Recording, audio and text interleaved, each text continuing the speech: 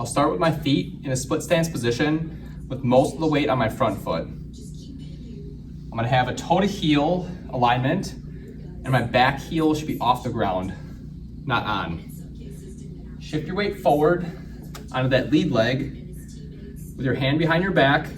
You're gonna rotate the shoulders and rotate the belt buckle in towards that front leg, hinging forward to feel a stretch in the glute and possibly the hamstrings.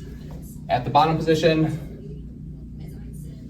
and then standing up, trying to flex that glute.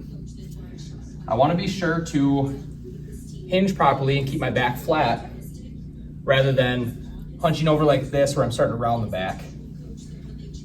With that arm behind the back, it should cause a little bit more rotation out of the shoulders as you reach down.